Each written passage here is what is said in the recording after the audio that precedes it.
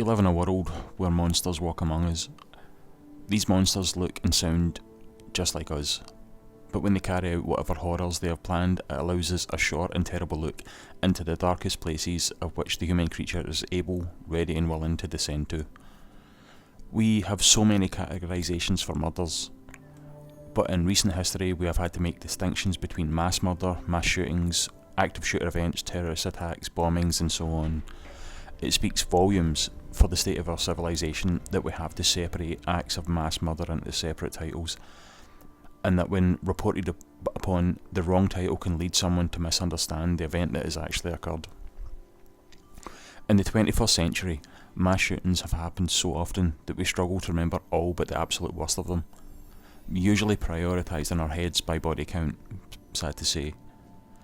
We have seen time and time again the media reporting yet another shooter or group of shooters causing terror, mayhem and murder all over the world, and these events are reported on for each news cycle until dropped and then abandoned forever by the media organisations that fed them to us, destined to become no more than a part of a clip show segment at the end of that year's horrors show. The media outlets, the old media in particular, newspaper, radio, television news, report around-the-clock information, and sometimes a complete lack of information, to a captivated and horrified public who have a macabre need to see as much as they can about these killings, and especially the killers.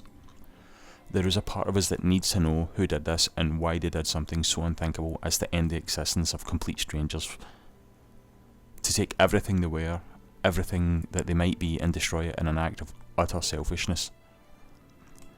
In the fight against mass shootings, we have seen many attempts to try and stop or reduce them, but one major factor is clearly in our way.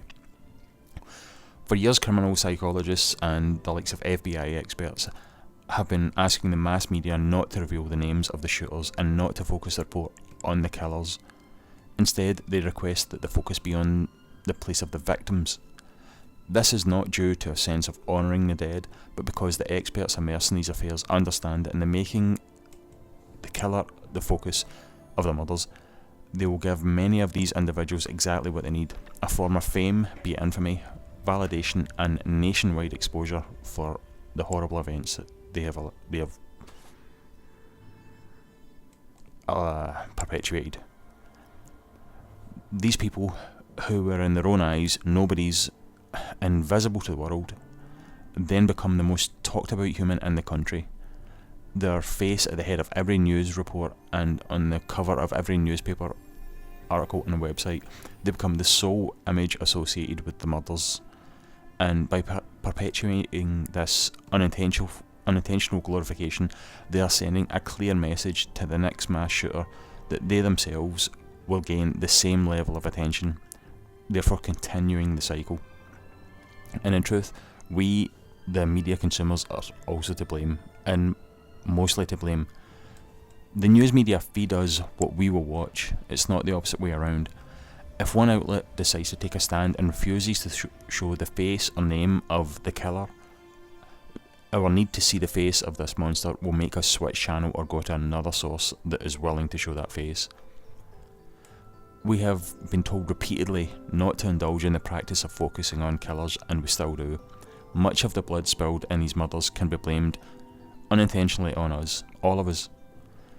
And I hear the need to see, understand the need to see these monsters' faces. I feel the same urge every time I hear of another series of murders.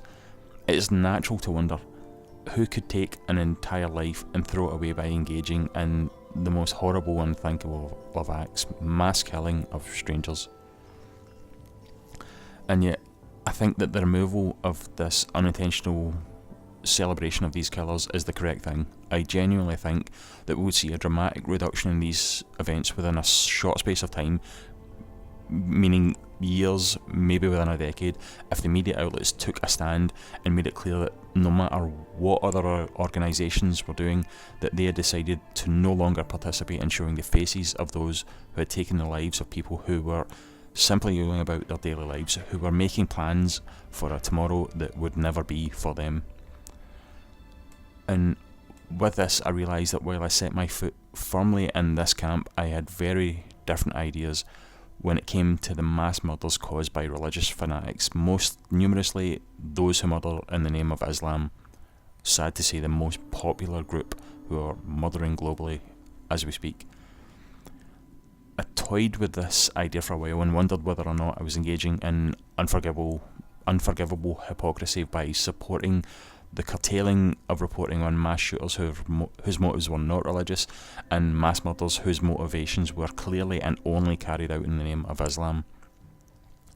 This is not a statement about the validity of whether or not Islam is a religion of peace or conquering, but one of clarifying the intentions of those who murder and claim that the religion of Islam is the reason for these murders. So, by reporting the terrorist acts of Muslim fanatics, are we also engaging in the spread of their message? Are we doing their work for them by showing their crimes and reading the newspaper showing us images of dusty, blood-stained streets and body parts and remains? I would love to be able to take the same stance as I do with the non-religious mass shootings, but I can't. Cutting off the names of the organisation responsible for these crimes will do nothing. Their attacks will still continue. The fear spread will do so at a grassroots level. Their game is a lifelong one, and they are willing to play to the death. When a mass shooter or lone killer carries out his murders, it usually ends in their death. At that point, and once the media cycle ends, their message and purpose is over. Their face disappears. When Islamic fanatics do the same, their message grows. Their campaign is successful. There are thousands of others ready to take the place of their fellow murderers.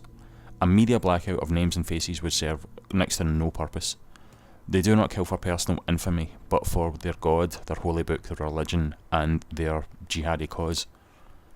The event will still make the news, their purpose is still fulfilled, and it will continue. The individual means nothing. To me, the media accounts of what religious fanatics engage in a war that might last for an entire century should be reported. This is a fight for the soul of our species, and at some point it might become a fight for our species' survival. That sounds hyperbolic, but there's every possibility. We have a set of ideas in the world that are now so dangerous that we must make the people in the world aware of them. We have to show the world that we are fighting against monsters who were once people, and that these monsters have become so because of an infection of their ideas. As an infection called religion that has diffused all empathy from their minds and made them think that the violent and bloody destruction of other human beings, the tearing apart of other bodies and ending of life, is the greatest thing that they can do in their life, especially in the eyes of their God and their religious peers.